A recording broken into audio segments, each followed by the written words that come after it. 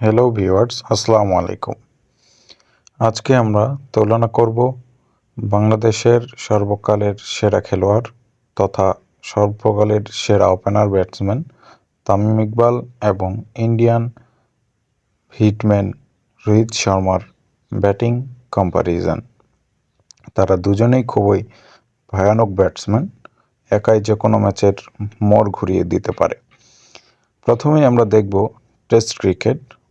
Test ক্রিকেটে তামিম ইকবালের রানের সংখ্যা ৫,১৩৪ এবং পক্ষান্তরে রোহিত শর্মার রান সংখ্যা ৪,২৭৪।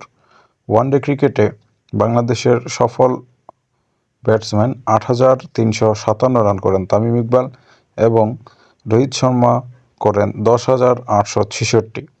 টি-টোয়েন্টি ক্রিকেটে তামিম ইকবালের রানের সংখ্যা ১,৭৫৮ রান এবং রোহিত শর্মার রান সংখ্যা ৪,২৩১।